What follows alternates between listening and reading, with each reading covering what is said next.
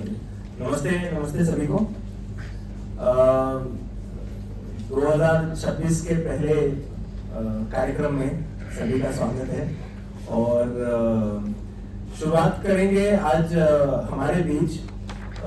सबसे पहले मैं सुशील जी से आग्रह करूंगा कि वो अरुण कंकानी जी का परिचय कराएंगे।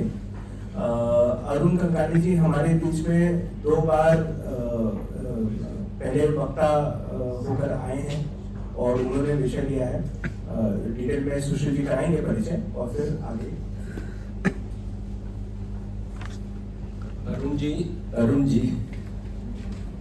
अरुण कंकानी, अरुण जी बोलना जरा और है मेरे लिए, बचपन के दोस्त हैं मेरे और हम लोग एक ही शाखा से खेल कूद कर बड़े हुए साइन शाखा से। अरुण वैसे तो यहाँ हम लोग सब बांगुर नगर गोरेगांव वहाँ की साइन शाखा थी। उसके बाद में इन्होंने MCA किया और लंदन चले गए, वहाँ से US और ह्यूस्टन में कई वर्षों से रहते हैं। और पहले मुझे लगता है पूरे US के HSS के कार्यवाह इस तरह से कई प्रकार के दायित्व निभाते हुए सेवा इंटरनेशनल के प्रेसिडेंट रहे। इस समय एग्जीक्यूटिव वाइस प्रेसिडेंट के रूप में सेवा इंटरनेशनल US के रूप में काम कर रहे हैं। खास तौर से भारत के तो फेलोज वाली स्कीम अभी हम कंटिन्यू कर रहे हैं, नहीं कर रहे हैं, चल तो भारत के सेवा कार्यों पे विशेष उनका ध्यान है। और विश्व संघ शिविर, तो ये क्या है विश्व संघ शिविर, क्या है क्या नहीं, भाग्यनगर में हुआ। भाग्यनगर कहाँ है? तो उसके बारे में अरुण जी बताएंगे। अरुण जी आपसे आग्रह की विषय थोड़ा सबके सामने एकदम छोटे में बताता हूँ क्योंकि अधिक समय नहीं है। विश्व संघ शिविर 1990 से भारत के बाहर जो भी संघ का काम चलता है 5 मिनट है पूरे, तो उसमें सभी अलग अलग जगह से लोग एक साथ में आए और साझा करें अपने एक्सपीरियंस, चैलेंजेस, अपॉर्चुनिटीज, एक्सपेरिमेंट्स।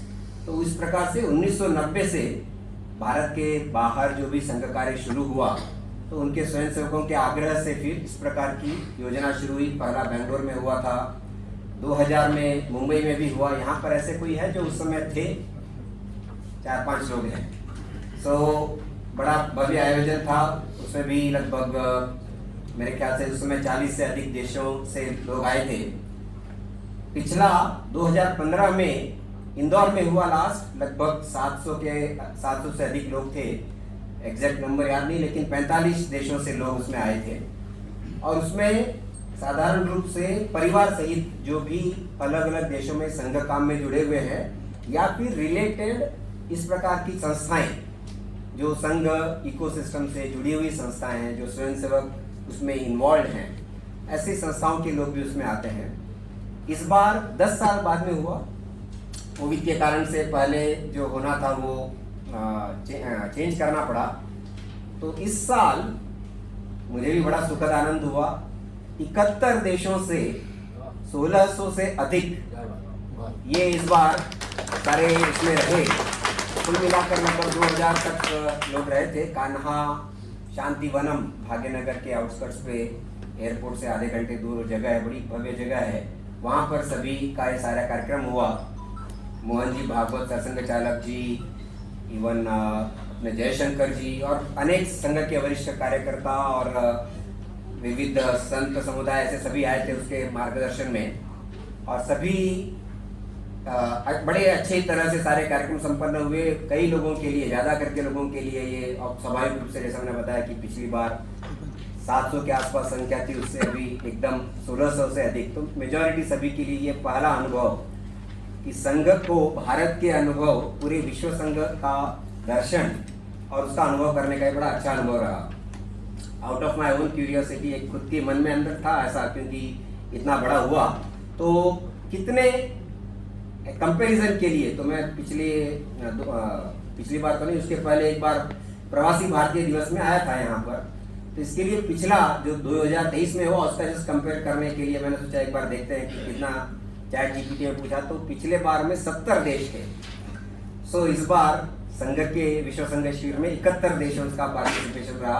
ये बड़ा आश्चर्यजनक और अच्छा सुखद ऐसा अनुभव रहा।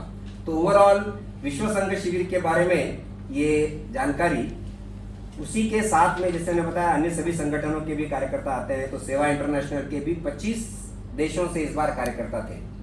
लगभग 40 देशों में संघ सेवा का भी कनेक्शन है, 30 से अधिक देशों में काम है अच्छा संगठन के रूप में। तो इस प्रकार से उनका भी 2 दिन का अलग से बाद में रुके थे सभी, उनका भी पहला अनुभव रहा। एक केवल बात, अभी 1 मिनट और है इसके लिए, एक बात केवल बताता हूँ जो सभी को बड़ी अच्छी भी लगेगी कि एक तो होता है संगठन, जैसे हम काम शुरू करते हैं धीरे धीरे उसका इंस्टीट्यूशनलाइजेशन होता है, उसके भी अपने प्रॉपर्टी होती है, कार्यालय होते हैं, काम बढ़ता है, कुछ न कुछ लंबे समय तक चल सके। अभी पिछले 5 लगभग 10 वर्षों से शुरू हुआ, लेकिन बड़ा अच्छा ये काम अभी धीरे धीरे जगह जगह पर शुरू हुआ है।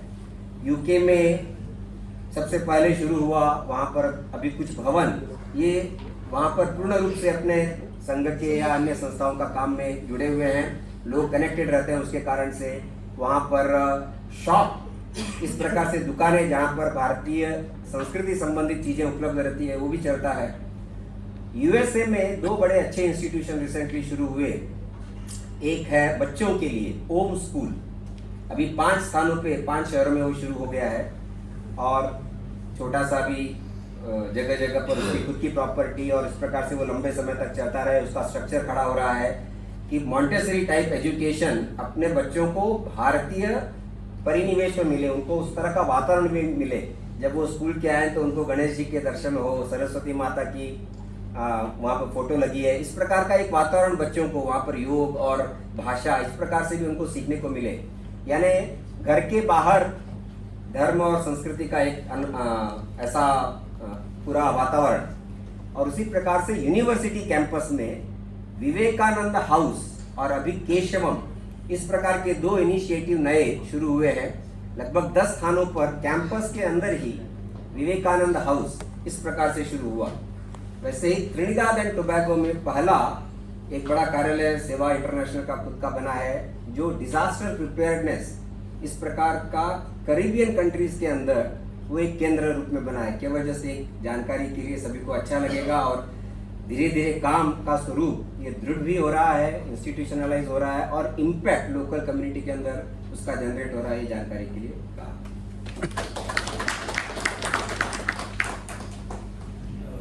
जो विषय हमारे बीच अभी अरुण जी ने रखा, तो ऐसे जैसे ये हिंदू स्वयंसेवक संघ जो हमारे भारत के बाहर HSS के नाम से, ये 70 देशों में है, अपनी प्रेजेंस है।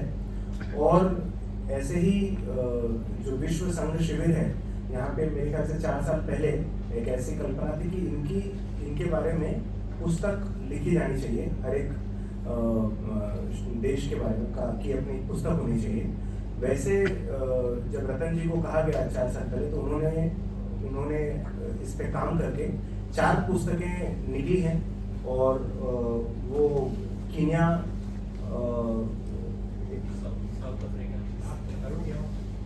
अरुण जी आप एक इनको दीजिए, रतन जी आइए।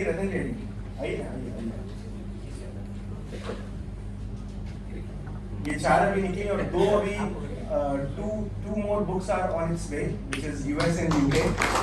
There are 4 books already released.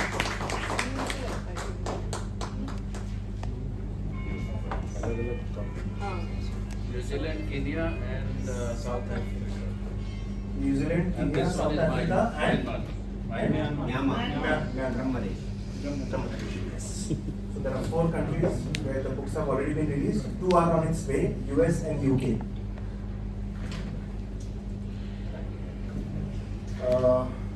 Thank you, Arun ji. Thank you, Ratan ji. Now I request Meenakshi जी। मीनाक्षी जी हमारे बीच में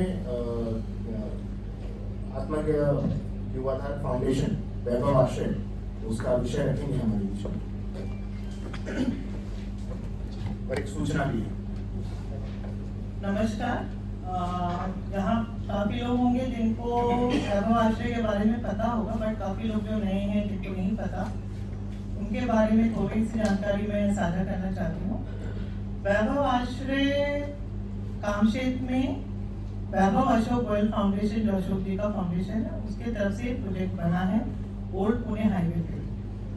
आज मुझे याद है 2023 में जब हम पहली मीटिंग में बैठे थे और ये डिस्कशन हो रहा था कि ऐसा कोई प्रोजेक्ट बनेगा, उस टाइम पे हमें से काफी लोगों को पता नहीं था कि सरकार के नियम के अनुसार जब युवा 18 साल के हो जाते हैं तो अनाथ आश्रम में नहीं रह सकते एक भी दिन। उसके बाद उनका रिकॉर्ड, वो कहाँ जाते हैं, किनके हाथों में जाते हैं, गलत सही कुछ पता नहीं रहता।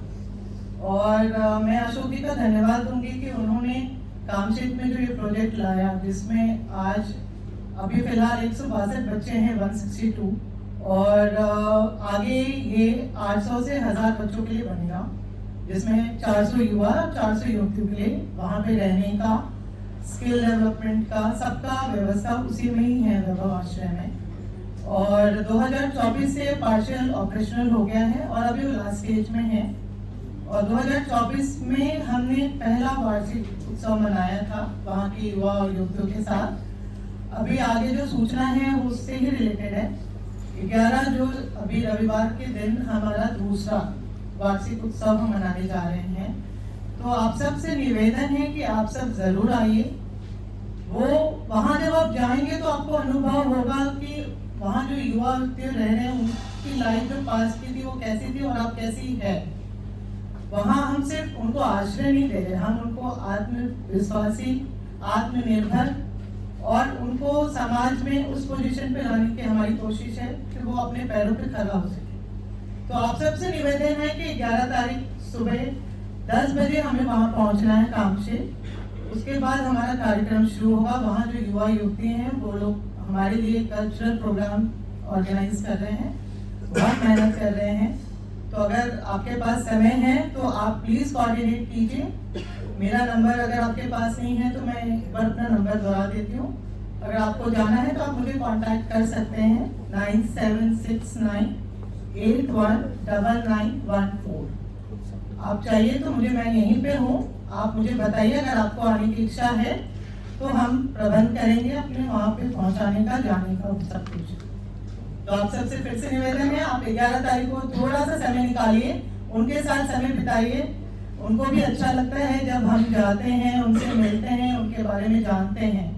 इसलिए हमने एक इंटरेक्शन सेशन भी रखा है वहाँ पे। तो आप सब प्लीज आइए। धन्यवाद। 11 तारीख के कार्यक्रम की सूचना विभाग प्रमुखों के द्वारा चारों ग्रुप्स में आ जाएगी और जो भी इंटरेस्टेड हैं जाने के लिए, जैसा मीनाक्षी जी को बता सकते हैं अभी, या फिर अपने विभाग प्रमुखों से संपर्क कर सकते हैं। Which brings me to the guest speaker today. Let me introduce. So today's Masik Milan, I would say, is special because I think India's free trade agreements is too much in news and too much in current affairs, and I'm sure a lot of us want to know कि होता क्या है behind the door और क्या चल रहा है. So we are privileged to have with us Ms. Sangeeta Godbole ji. She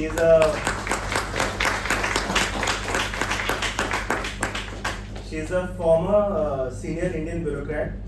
She is seasoned trade negotiator, academic, and a leading expert on the intersection of trade, environment, and global governance. Godbole ji is a 1989 batch officer of the Indian Revenue Service and has held several key leadership roles in the government of India. Most notably, she was a negotiator and coordinator for India-EU Free Trade Agreement. This is, I think, from 2009 to 2014. And she was closely involved in the negotiations with EFTA and initial trade talks with Turkey. I think there's a lot that we can know. I had a 1-hour journey with her in the car, and she mentioned कि आज ऐसी काफी सारी चीजें हैं जो मैंने पहले नहीं बताई हैं, and she is planning to spill some beans. Yeah. During these negotiations, she was instrumental in drafting India's first sustainable development text within FTA framework. She later served as Director General of the Services Export Promotion Council of India, where she significantly expanded India's services export ecosystem after opting for voluntary retirement. बस हो गया I will speak वही मेरा बच्चे हो जाए She has gotten into teaching now. Yeah. So she's gotten into teaching now. She teaches at leading business schools now and continues her research on carbon taxes. So we look forward to this topic today, which is realistic gaze on India's FTAs. We welcome you today.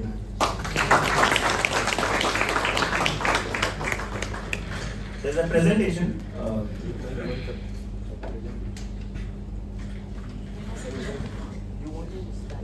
Yeah. I can do this slide. It's easier for me to see there. Yeah. Anything.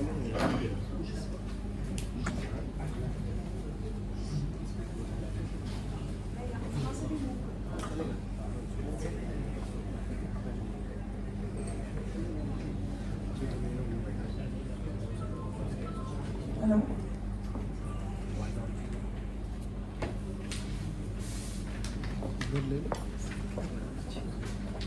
और सुशील जी, गोयल साहब, अंकित जी, विलास जी और यहाँ पे मुझे बहुत सारे who's who दिख रहे हैं in the hall.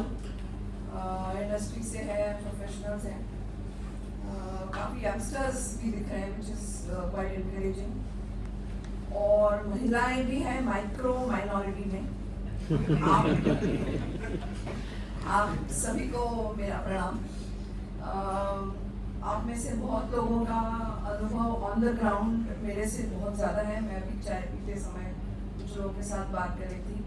So I realise that I have a lot to learn from many people here. और मैं आपसे सीखना भी चाहूँगी after the discussion, during the discussion after my talk. आज जो मैं आपके सामने बोलूँगी, that is my personal perspective on free trade agreements. You will not advance warning. ये आपको किसी भी मीडिया में ये नहीं दिखेगा. That is why I said it's a realistic gaze on free trade agreements. And just yesterday I was speaking to Chennai's. They had organized a talk on free trade agreements, and 6 chambers of commerce. I was just telling you, 6 chambers of commerce had come together, and it was online. I did not have to go to Chennai. But it was a very good attendance, and that was a different FTA talk, right? That was a very technical one. How can you use FTAs to export? How can you use to import? But here I will try to bring my policy perspective into the FTA domain, and then of course we can have a discussion later. So realistic is a free trade agreements. So this is how I want to go about it. What is the design of FTAs? How are FTAs created at the WTO? So that is the first one. What are India's FTA outcomes? हम लोगों ने 13 FTAs अभी तक sign किए हैं. तो उसका क्या हुआ है? हमको उससे क्या फायदा हुआ है? क्या नहीं हुआ? All of that. What is the China experience? Because this is only related to trade, okay? Because China is always the elephant in every room where trade is being discussed. So let us look at what is happening with Chinese trade, with Chinese FTAs. Then the growing grip of FTAs. FTAs have changed very substantially. हम लोग जब 2014 तक हम लोग जो negotiate कर रहे थे, तब का जो sustainable development chapter था, और आज जो खास करके यूरोप और ये देश जो चाहते हैं, UK also, what they want now in terms of sustainable development and other areas is very very different. So ये क्या हो रहा है? What is this animal evolving into? Then the Turnberry FTAs, Trump ने जो बहुत सारे कुछ cannot really call them FTAs, but जो agreements Trump framework कभी बोलते हैं, कभी reciprocal बोलते हैं, whatever agreements he has signed, what are those? What are the typical characteristics? I think most of us will know about it. And then what could there be a solution, and what could be? This is how I want to go about this talk. So FTAs, that is free trade agreements, sometimes they are called regional trade agreements, RTAs also. So they are part of the WTO Article 24 of GATT. So WTO is a number of agreements together, TRIPS hai, TRIM hai, GATT hai, Agreement on Agriculture hai, all of that.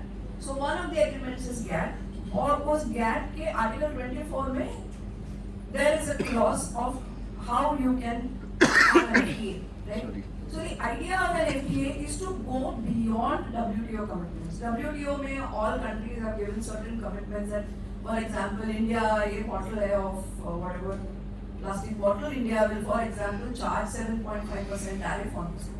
So no matter where you buy it from Kenya, from China, from Egypt, wherever, India can only charge 7.5% on this.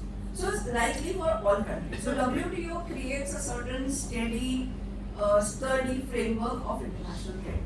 Now, if you want to charge, let's say if you want to charge New Zealand lesser than 7.5% for this bottle of water, you cannot do it. Because if all countries start to go away from the FTA, from the WTO, whatever framework and whatever commitments, and there will be chaos. So the idea is that if you want to give, for example, New Zealand a better deal than 7.5% tariff, you have to do an FTA, a free trade agreement. Right? And what is a free trade agreement? It will take all your tariffs down to zero. That is the idea. Substantially altered. So if you want to give New Zealand lesser tariff than 7.5%, then you can't give only on this bottle of water or bottle or whatever it is. You have to reduce all your tariffs to zero. That is the idea under Article 24 of GATT. Now they have kept they say substantially altered. So what is substantially altered is not really defined, but it is understood more or less as at least 95%. तो आप कभी भी अगर हमारे free trade agreements के जो newspaper में आते हैं या गवर्नमेंट जो भी BIP जो भी प्रेस रिलीजेस निकालता है उसमें हमेशा कहते हैं कि UK will reduce tariffs on all 100% of goods and India will reduce tariffs on 95% or 97% of the goods, etc. So जो अगर 95% बोले तो 5% का थोड़ा मार्जिन रख सकते हैं कि आपके एग्रीकल्चरल गुड्स हो, मोस्टली हमने अभी तक automobiles out of the purview of tariff reduction रखा था, वाइन, इस टाइप के जो चीजें हम रखना चाहते हैं उसके लिए वो छोटा एक मार्जिन रहता है. So the idea of an FTA is that if you want to give your trading partner better than WTO treatment, please do an FTA, right? Now what happens is, look at the last one. By definition, developing countries will have to lower their tariffs because in WTO as on date, only developing countries have higher tariffs and developed countries already have low tariffs. तो उनको कुछ देना नहीं है, उन्होंने जो देना था दे दिया, हमको ही देना है. When we are negotiating with a developed country, UK हो, New Zealand हो, जो भी हो, तो हमको ही टैरिफ रिड्यूस करना है. उन्होंने जो करना था पहले किया था. इसका मतलब ये नहीं है कि भाई हमने तो आपको दे दिया, ऐसा नहीं. That was a bargain at that time. That was a bargain at WTO that they will have low tariffs, but we will have to agree to things like TRIPS, intellectual property, their subsidies on agriculture. ये सब agree करके that was a very fine balance that was set in WTO after much negotiation. I think that we were मुझे लगता है दत्तोपंत ठेंगड़ी जी was very much against this WTO and the Dunkle draft and all of that. That there was a reason for that. This was a highly negotiated, highly contested balance that was created in WTO.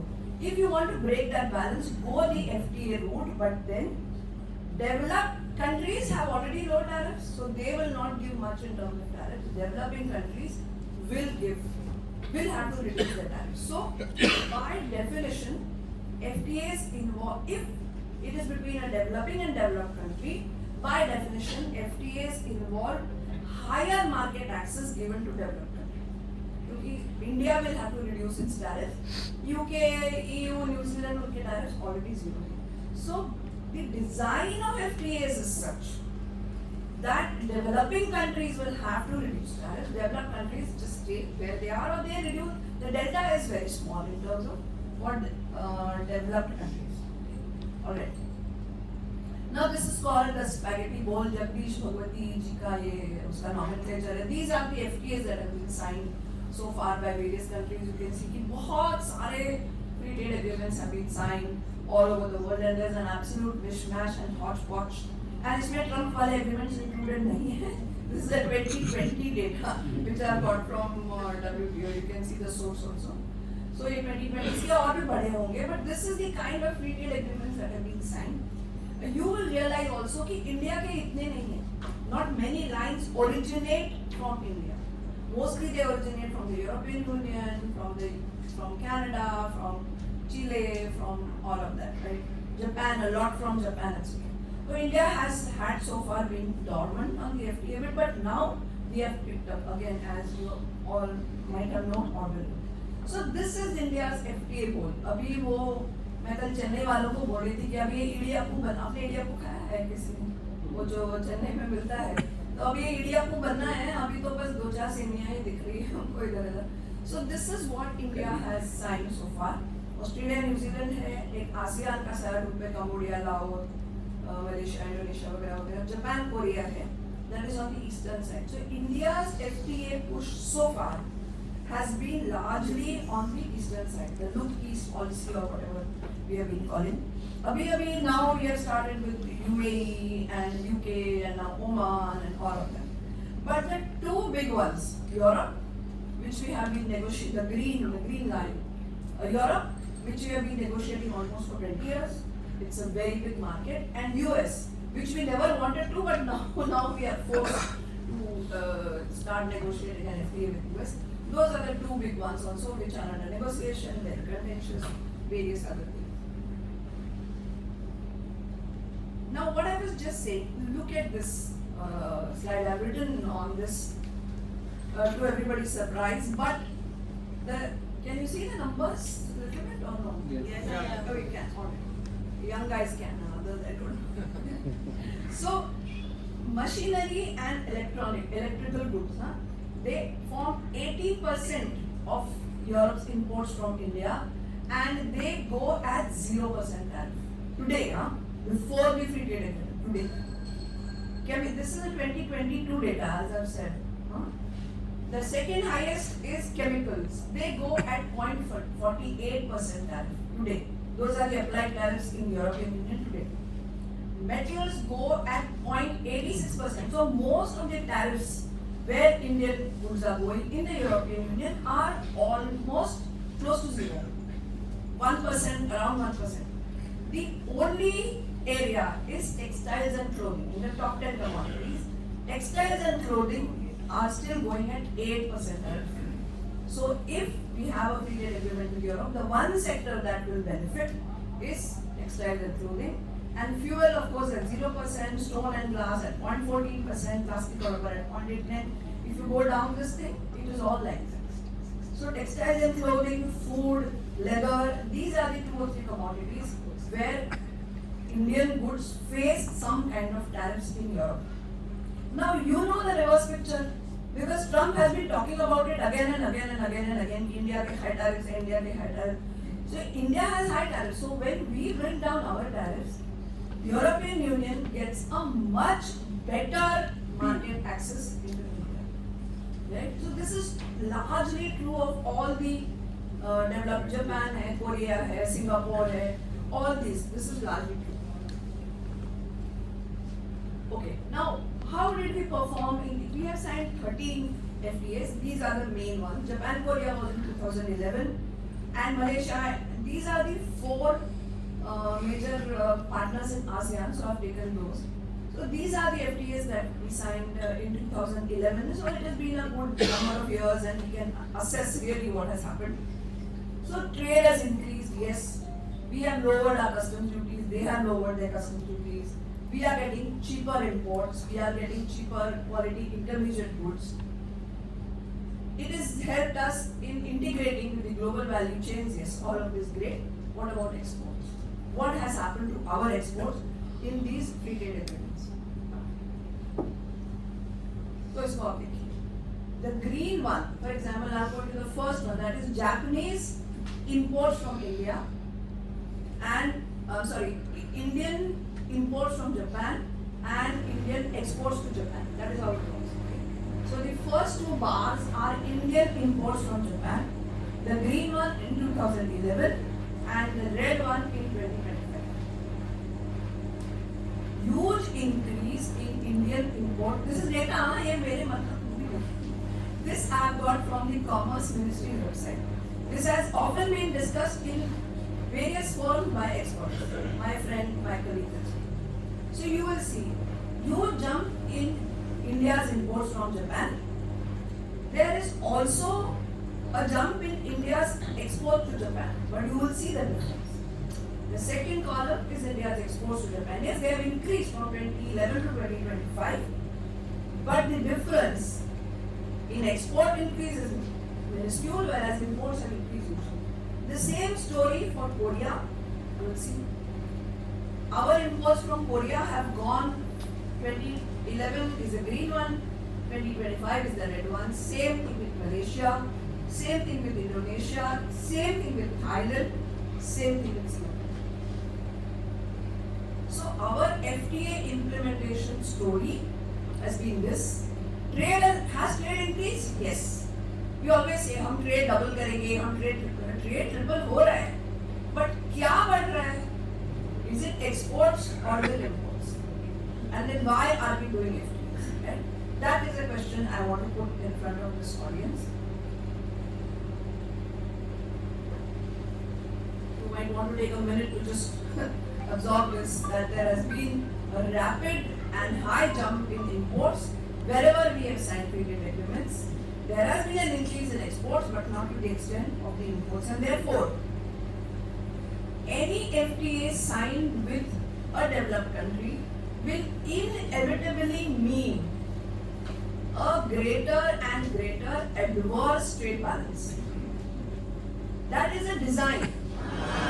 That is a design of the FTAs that has been written into WTO text, that developing countries will reduce their tariffs, developed countries will get greater and greater market access, and therefore there will progressively be an adverse trade balance. More imports, less exports.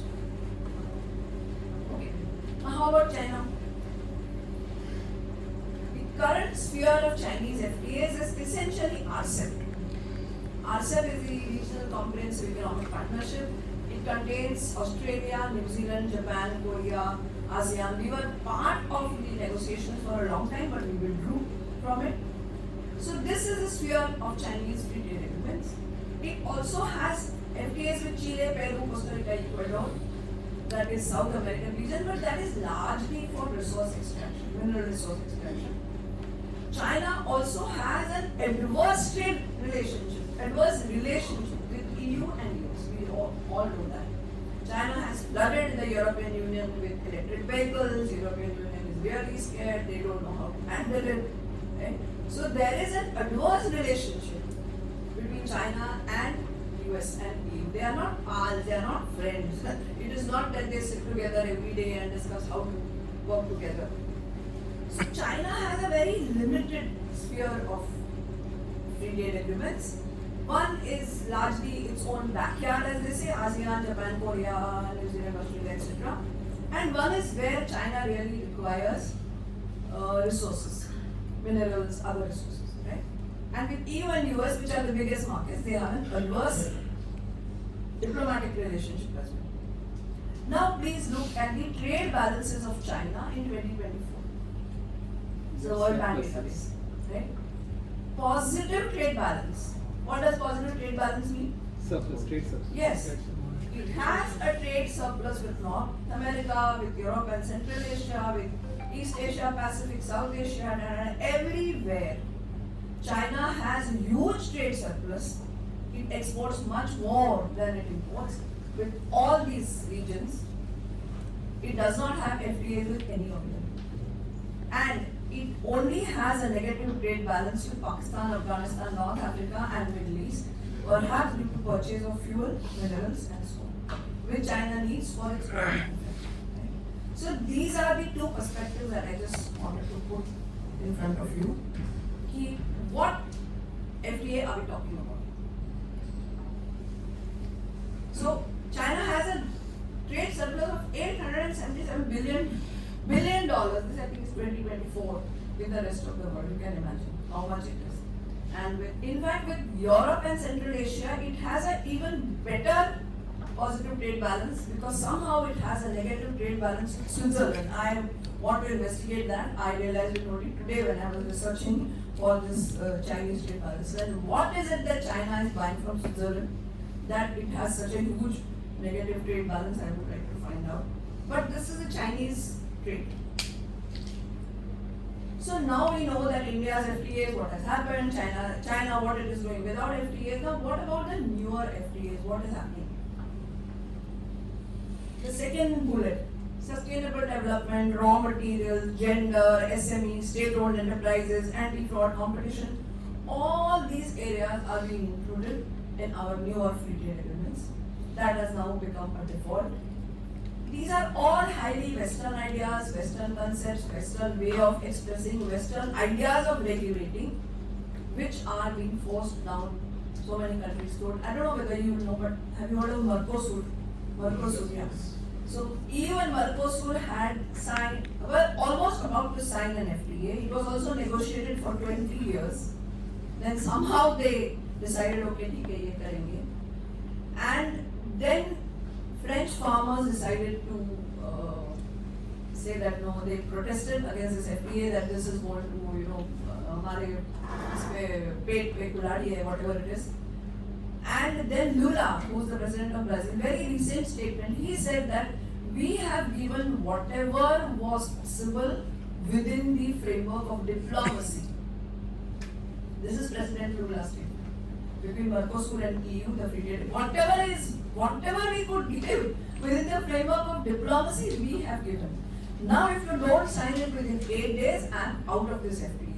That is what even President Lula had said. Why does he say it? Because these free trade agreements really try and bring a grip onto your sovereignty, I would say.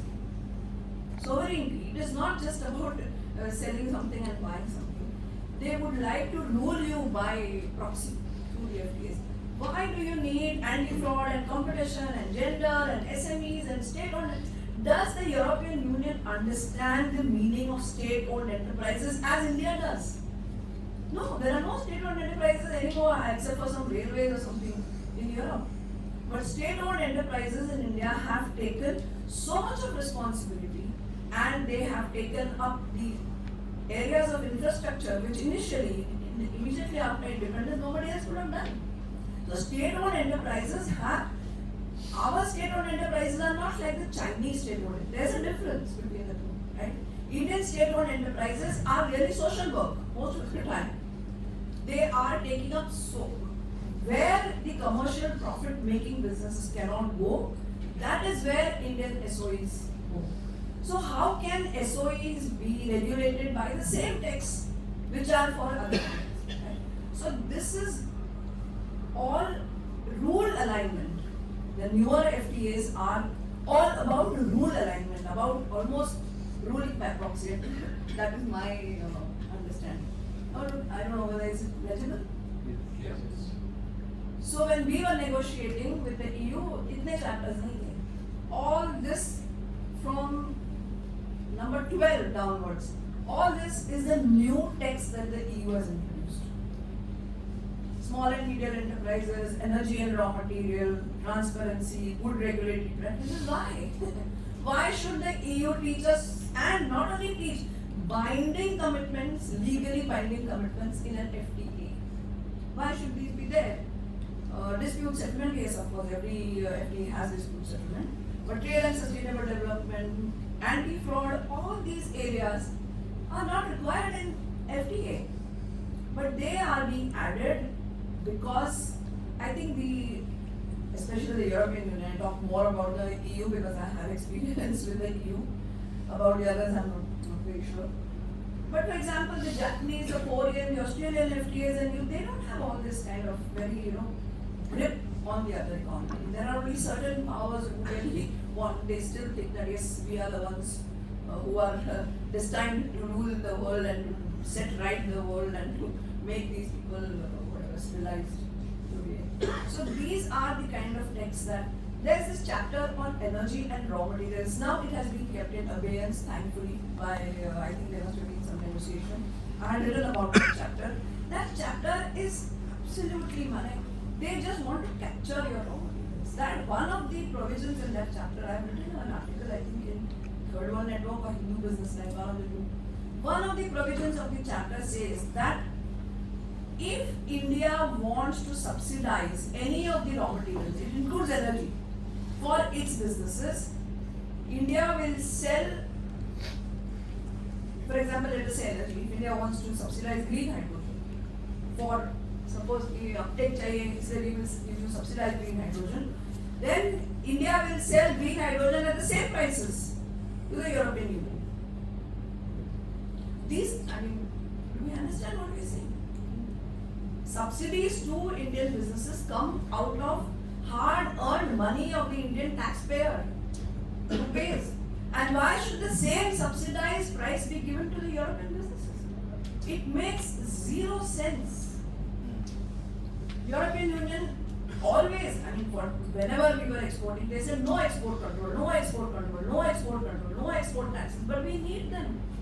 कई बार अगर हमारे पास चावल नहीं है तो हमको रोकना पड़ता है, नहीं बेचेंगे हम चावल दुनिया को. We have to feed our people first. But this kind of reality, different realities of the two partners, make it very difficult for the dominant partner to understand what are the Indian realities. हम प्याज नहीं भाई प्याज नहीं है तो हमारा खाना नहीं बनता, नहीं बेच पाएंगे हम प्याज. We have to control sometimes and not always. Those are the vagaries of Indian agriculture. You know, we cannot say कि हाँ हम प्याज बेचेंगे, ऐसा नहीं है. We need to sell it at some point of time. At some point of time, we need to control it. So all these things, without being understood in a correct perspective, they are being brought into free trade agreements. Now the last little bit, Turnberry. Turnberry, I think, is a place in Scotland where the EU and the US had one of those Trump's agreements. Therefore, they are called Turnberry FTAs. Are divided into two. One, whatever they have done for the rich countries, and whatever has happened with ASEAN, Thailand-like countries. Now, these agreements, if they can be called so, are highly unbalanced market access. So, for example, Switzerland, Japan, Korea,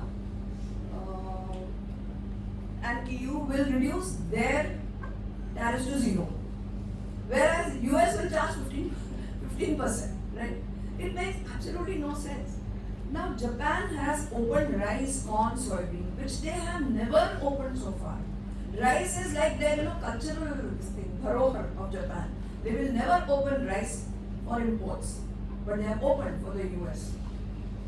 EU has opened agriculture. EU had stiff resistance to US agriculture, GM crops, but it has opened pork, it has opened dairy. Imagine the Dutch and the French and the another people who are like the dairy, what shall I say, leaders of the world. They are opening up their dairy market to American milk and milk products. Switzerland has opened up beef, never heard in the history of Switzerland. They take great pride in their cows who graze in the high Alps and produce the best quality beef. They have opened up beef in the US. So this is the kind of agreement that Trump has been advocating and has been able to extract out of these partners. Then also huge one-sided commitments like energy, purchase of energy commitments. You will purchase our oil, you will purchase our gas, X, Y, and Z. And also investment. I think for Japan it is $550 billion, for Switzerland it is $200 billion, and for EU has promised to invest $600 billion in the US as part of these Turnberry agreements. What has happened to the not so rich? Now this is a slightly text-heavy slide, but if you are interested, you must really read the last one. What all has Malaysia promised? So I am just reading it out. Malaysia shall adopt and implement measures in accordance with its domestic law and regulation to address unfair practices of companies owned or controlled by third countries operating in Malaysia, read China, that result in the export of below market prices goods to the United States. So Malaysia should control third country companies operating on its soil so that they don't sell below market price to the US. Malaysia should also control such companies if they result in increased export of goods to the US. What on earth is happening here? A reduction in US exports to Malaysia or a reduction in US exports to third country markets. If Malaysia has, and this is part of the agreement, this is giving up sovereignty according to me. Right? If this is what Malaysia has agreed, and if this is what Malaysia intends to abide by, then they have given up their sovereignty. How can I control a company because it causes a reduction in US exports to third country markets? I mean, it is simply beyond me to understand any of this. In all these cases, the first bullet, domestic policy choices must become subservient, not just aligned, but subservient to US security and commercial interests. And on top of that, zero tariffs from all of these countries and 19% tariffs on Malaysia, Indonesia, Cambodia, Thailand, Vietnam. I think in one of those there's 20%, but the rest are 9%. So these are the kinds of agreements that the US has signed, and this is what we are fighting for, right, in the US. When we say कि deal नहीं हो रहा है यार कितने दिन से क्या चल रहा है, this is what is confronting our bureaucrats. I have not written a word on India-US agreement because I know it's going to be an unbelievably tough one. So let us leave it to the sagacity of the bureaucrats and whatever best they can get out of it. Because this kind of arm twisting kind of stuff that is happening is a very, very difficult phase through which we have to go. We don't have a choice. Alright. So we have got the bad news. Now let us see, can we think of something positive? So this is an extremely difficult phase globally in the US. I mean, who is not fighting with whom? I think that is the question today, right? Who are the two real friends in the world today? We don't really know. That is really the question today. Trade is now openly part of geostrategy. It was always, but now it is like very overtly, very in your face. Overt hegemony. Now, hegemony used to be, we used to accuse people of hegemony. Now I think there's an overt effort at establishing hegemony, commercial hegemony by the US and normative hegemony by the EU. India stands apart because it has so far withheld, been able to stand and at least negotiate and not give it to all these kind of things. That picture of all the European presidents sitting in front of Trump, that was like the iconic picture. India thankfully has not reached there as yet. We don't know. Jiski lathi uski bhais. It stands even today. That really is the thing, right? Even globally. So the only solution to me is to strengthen our manufacturing. That lathi has to come in our hands. That is the only way out. Now and in the next 50 years.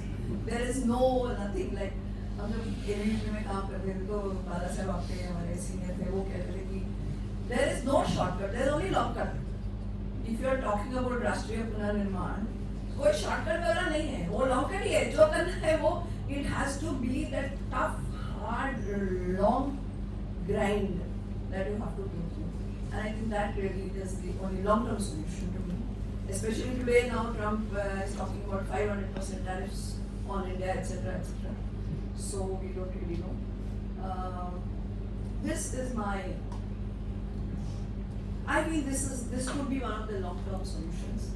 So if you divide or if you sort of try and categorize our industry and our professional services and all, along the quality and regulatory compliance, y-axis and export capacity and competitiveness on the x-axis, then you should be able to slowly and surely take all along so they all move from group D to group A.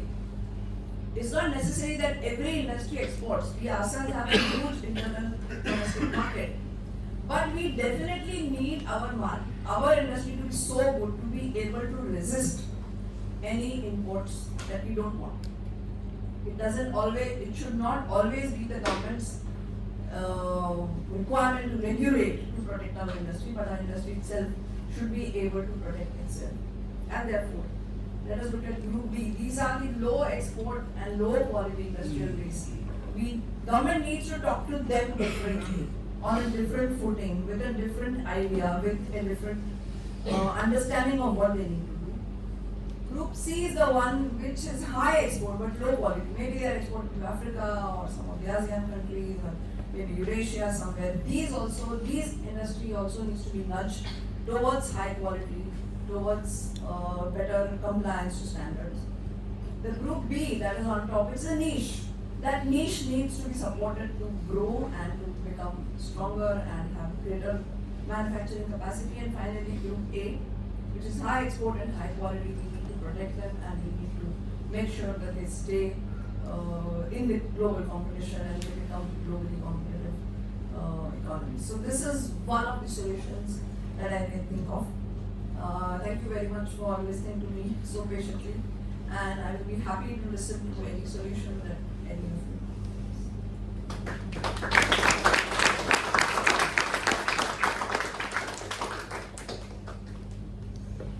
Papers today that Bombardier is now shifting its final assembly line to India. That could have been probably done earlier. Localization of foreign high-technology imports. Good afternoon. Good evening. It was a very nice presentation, but actually I have one question. We tried the route of industrial policy. The industry only became incompetent through that because it lacked competition. Now you've given multiple issues when it comes to opening the market. And the industry does not even want to trim its margins like China. So what is the solution to address these problems, if not industrial policy and if not completely free trade? How do you address this issue then? So you make a lot of statements which I don't agree to. So I don't think that our industry is incompetent.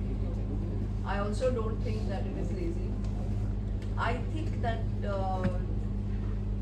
there are nudges that are required, and there are governance and regulatory issues that need to be sorted, and that I think would be one of the ways to encourage our industry. I don't think it is as bad as as you seem to have assumed it. It's not that.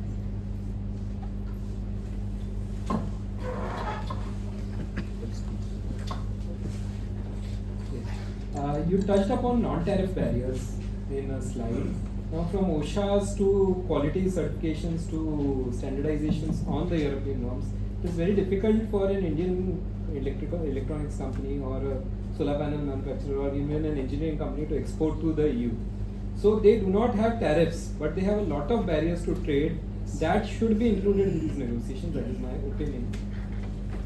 Yes, absolutely. I mean, EU is the master of behind the border standards and behind the border barriers. They can exactly stop what they want to stop, and they can exactly let in what they want to let in. Right? So negotiations are basically for that we should be able to address the behind the border barriers or trade barriers or non-tariff barriers, as we say. For example, CBAM is something which everybody is talking about. Now, I can give you an example of EU-New Zealand Free Trade Agreement. It was concluded just before CBAM was initiated. I mean, the CBAM regulation was initiated. And the one gain for New Zealand was aluminium. Right? And in one fell swoop, due to CBAM, New Zealand lost all the preferential market access that it could have got because of CBAM. Now, certainly, you need to address through negotiation not only today's trade barrier but future trade barriers. Because now European Union is talking about expanding CBAM to chemicals and fertilizers and this and that, right? So if a country keeps on creating newer and newer trade barriers, then what is the point in even negotiating an FTA? But the flip side is also that you must also have your own ability to create barriers. When you are sitting across a negotiating table, there has to be give and take, right? So they should also have to tell you, please don't do this. Only so we can say, okay, I will reduce this if you reduce that. So Indian ability to create standards and create barriers also needs to be enhanced. So that's what we tried in the QCO bit, right? The quality control orders also on steel. We tried that to create quality control or create quality standards so that we could stop imports from certain countries. But this quadrant that I presented, no, Indian industrial scenario is so varied that no matter what measure or what regulation you come up with, there will be someone who will be hurt by it. There will be some industry who will be up in arms to say कि भाई नहीं ये मत करिए, हमको ये होता है, हमको वो होता है, all of that. And some of it could really be genuine. Therefore, that quadrant I feel is the solution, because when you are coming up with, let us say, a new quality control order, you please consult with Group D first and find out what is it that they require. Do you want to leave them out of that regulation, or do you want to give them more time, or do you want to tweak the regulation? So these are the things which I think have to be done at government level, and we have to improve our capacity to create barriers ourselves and to be able to regulate our trade the way we want. Because tariff is a very ham-handed barrier. Tariff is ham-handed, I think is the right word. You need finer and more controllable barriers. So that is. So just to add to that, so when we see these concerns that we see in the news, when the government says that whenever it comes to agriculture, dairy or MSMEs or jobs, like that is the concern that Indian side puts up. So how are they balancing it when they are discussing in this room where there are so many unrealistic conditions as well? Is India able to put up a concern, or when you said that we have to put our own points? Yes. Are they being considered, or how is it? So I think the very fact that we have been negotiating for 20 years with the European Union means that we put up a stiff fight, right? If not, or that we did not sign something with the US, which all these guys went and signed, right? Japan signed and EU signed and everyone went and signed. We have not signed, except for Russia and China would also sign if Trump is happy with it. But we are the ones who stuck to our guns, largely because I think there is also there is political pressure. Right? Our farmers are a strong political lobby. They have the political power. They may not have economic power, but they definitely have political power. And that is how we have been able to put these things across. What is going to happen, I don't know, but yes.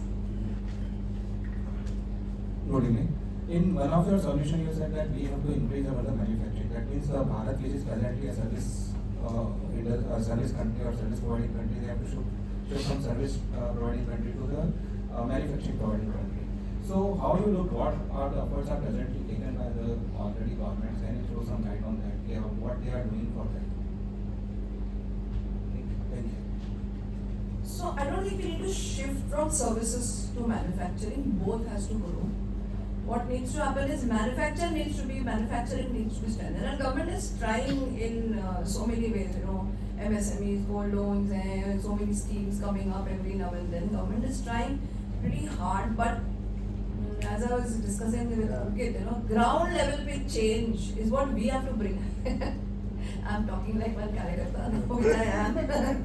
But ground level change is what we have to bring in, right? Ultimately, you cannot expect government to do everything. So government is trying. Sometimes it's not trying. Many of the times it's trying. But finally, the change is in our hand. You know, these young people sitting here, it is in their hands. We also have to do something for the improvement of manufacturing and the quality of and efficiency of manufacturing. But I don't think it's an either or. It's not like shift from services to services has been our biggest this thing. Right? Yeah, asset. We don't need to shift from there. We just need to strengthen our manufacturing. And how does it play as a role in the FTAs now? The services, not just the goods, manufacturing and all, but what about the services as a part of FTAs? Yeah. So initially, at least when we were negotiating, there's something called movement of natural persons. So that used to be our focus. Like we want to send our people to Belgium, to Netherlands. We have these huge IT services, and we want to send our people there. That we want ease of transferees and intercorporate transferees and all of that. That used to be quite the important part in those days in services. And we always used to think कि ठीक है हम goods में दे देंगे but services में ले लेंगे.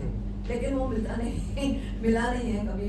But now I think with greater community connectivity and all of that, that requirement has reduced, and also Indian services companies are also foraying into international markets. So now if you see UK and Oman and all these new FTAs, they have UAE also, they have a certain better services component where we also have got market access in services, in consulting, in accounting, all of those. But our problem is also something, are there any chartered accountants or lawyers sitting here? Yeah. So we don't want chartered accounting firms to come here, right? Yeah. So it is always reciprocal, right? If we don't want accounting firms to come here, we don't want legal firms to come here, then how can we want to go there? It has to be a reciprocal thing, right? A, and B, so far we have not been able to sign any mutually MRAs, what they are called, no? Mutual recognition agreements. If UK recognizes my qualification and I recognize UK's qualification, then my accounting firm can go there. तो हम तो हमारा दरवाजा बंद रखेंगे, आप खोलो ऐसे ऐसे तो नहीं हो सकता. That has been the story so far. But I think that in the last few FTAs, I think our confidence has increased, and firms wanting to go abroad has also increased, and therefore we have got some decent market access in UK.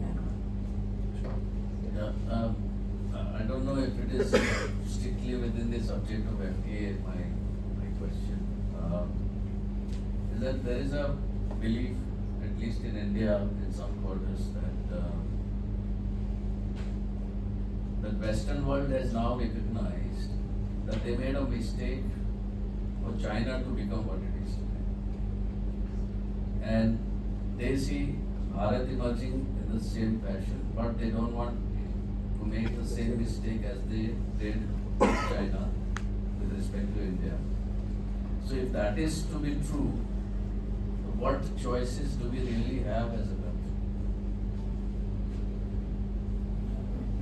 So Jaishankar sir says this, no? He says that here on, our journey is going to be tougher.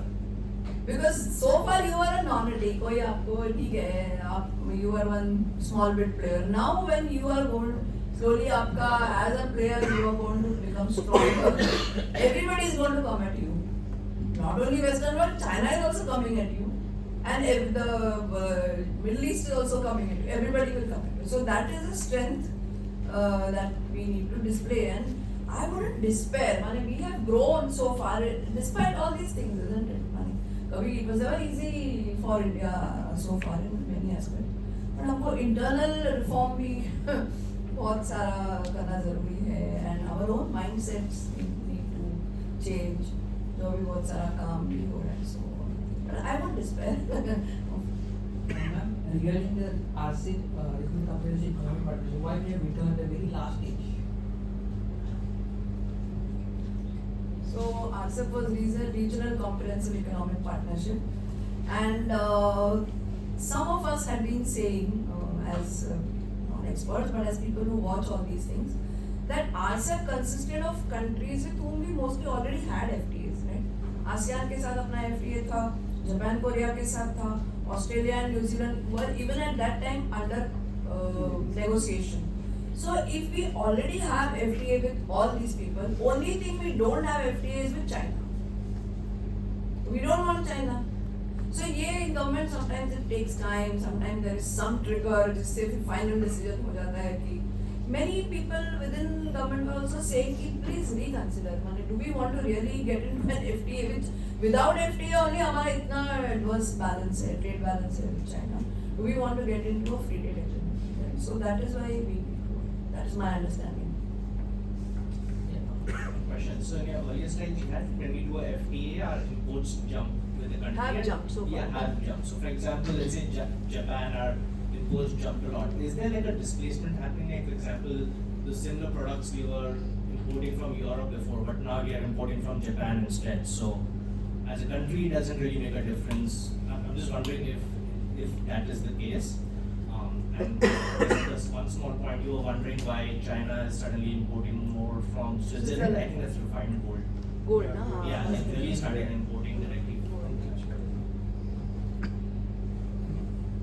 So in fact, I wanted to put one more slide here, but I didn't get time to do that data. But our trade balance is also progressively becoming worse. So what you are saying is, okay, only this is the pie. इसमें से कोई भी खा ले, China ले ले या Japan ले ले या कोई भी ले ले. But it's not that. We are importing more and more and exporting less and less. So my fear is that maybe the only displacement is not the thing. But I would like to really see the data and then.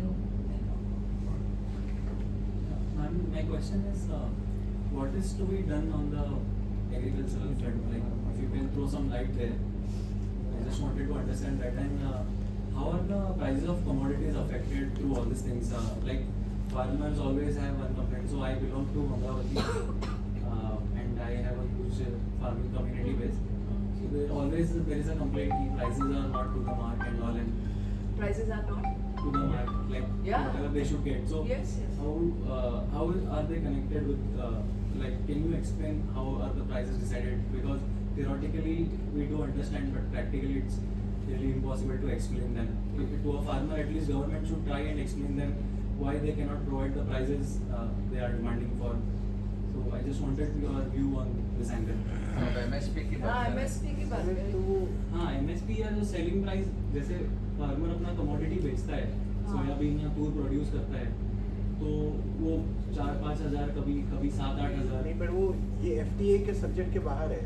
अच्छा, जो वो मैं understand कर रहा हूँ बस कि वो रिलेटेड है क्या. ठीक है. मुझे So पूरा तो- there are two things. Yes, I am not really an expert on farming produce prices and all. That is a separate subject. But on the FTA front, why are we so protective of our farming lines? We are always all countries are protected, not in India. All countries want to protect their farmers from outside imports. Why? Because US and EU particularly have huge subsidies to their farmers. Huge money, you cannot imagine. Our farmers are, and on top of that, they are harassing us for whatever little minimum support price that we give. I don't know whether you know about it. The minimum support prices in the WTO are fixed at 1986 to 88 prices. 40. अभी कहाँ गए हैं minimum support? उस उतने ही अगर दिए farmers को तो वो कुछ भी नहीं खा पाएंगे. So now they are saying that you have far exceeded your MSP commitments in WTO. वो लड़ के वो एक बाली पीस क्लॉज बोलते हैं उसको. वो बाली में जब निर्मला सीतारमण मैडम में थी, she was commerce minister that time, वहाँ जाके हमने एटलीस्ट बोला कि जब तक इस पे सारे WTO मेंबर्स का कंसेंसस नहीं होता, India will continue to give the minimum support price to its farmers. So that is the outward money, external part of the minimum support price. Only that much I know. I don't know about the internal much. But we always try to protect our farming or our farmers from any imports, because we cannot afford to give the kind of subsidies that they give, and they give really huge subsidies. So that is something. Can I add something? Yeah. Generally, food sovereignty is considered very, very critical for every nation, because when we imported food grain in the 60s, it came with humiliating conditions. So it is very critical that we be Atmanirbhar in the food department at least. So farming sector has to be protected like there is no tomorrow. So his question is reverse. We are not being protected. That's what he's saying. When he's talking about internal price. That is for domestic MSP. His question was that farmers are not getting enough price. About basically he's talking about export. Suppose if onions or anything we are exporting, rice, then you need a price capping for that. We'll move over to the next question. Good evening, ma'am. One possible solution, if everyone takes a nationalistic approach and starts preferring Indian goods over foreign goods, Yes. how much will that help us? That's one point. Another point is, I read that recently we had a free trade agreement with the UK. Why did we do that? And third point is, how will the 500% tariff affect us? Because right now the current tariffs we managed to, get out of it or work through it. So these three questions.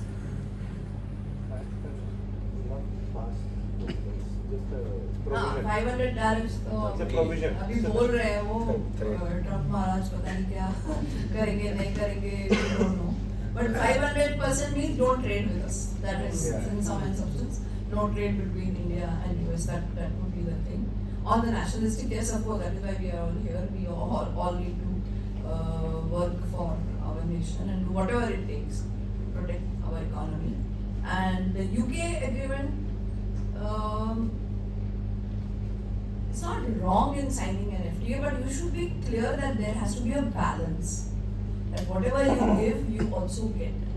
So in UK, I'm not advocating for government. There are many things that could have been done, but at least a few things we have gained with the UK, and then it also gives you an entry into the European world at an FTA. I wanted an insight.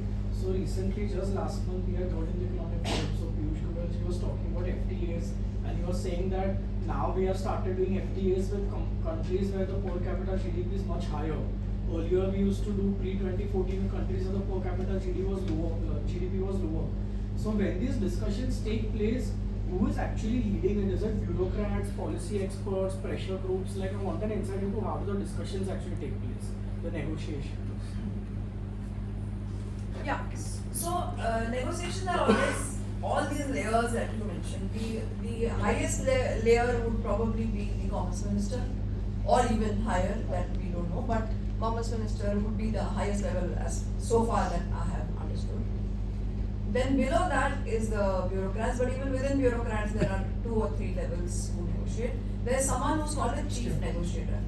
So, but as a strategy, we never, chief negotiator is one below secretary. So, if chief negotiator is then you leave one more level to that they can negotiate, and then finally it is the ministers. And from whatever little experience I have, the last difficult bits are solved at the ministerial level only. It is never, bureaucrats don't, they can't take political decisions, right? Bureaucratic decisions are always on file, so you have to write on file, and वो जो gut वाला और instinct वाला जो एक decision making होता है, that I think is always at the ministerial level or maybe sometimes even higher. So negotiations are layered, complex. There will be at least, like when we used to negotiate, यहाँ जो 21 chapters EU ने बोले, there will be 21 groups discussing at the same time. When they come here or when we go there will be 21 different tracks and 21 different meetings happening in. So it used to be so difficult to find a room in Udyog Bhavan because कहाँ से 15 room एक दिन कहाँ आपको, because there are other ministries also, they also have their own meetings, etc. So this is what happens, and all the information is collated together after a round happens, and all information is collated at the desk. For example, I was on the EU desk, so I used to collate all information from all tracks, put it on one file, and then give an assessment to my boss that these are the red lines, this is what we cannot do, this is what we still can do, this is what we have achieved, and what can we do next. And the file goes up, right up to chief negotiator, then secretary, sometimes even up to the minister, and then they will sign off and they will direct कि भाई हाँ अब ये कर सकते हैं, ये नहीं कर सकते, you can shift this red line. Then there are meetings also. Again it will come down, and again the negotiators like me who are like the base negotiators will again prepare. So it's a very complex and iterative process. Like it keep on going around and around, and धीरे धीरे you make some progress. Then at one point you just come to कि अभी कुछ नहीं होगा. Then it goes to मंत्री and you tell the minister कि sir आपको कुछ हो रहा है, okay I will take care of it. Then again the second iteration. It's hard work, let me tell you. So ma'am, in your experience of this EU negotiation, is there any masala gossip behind the scenes जो आप बताना चाहेंगे कि हाँ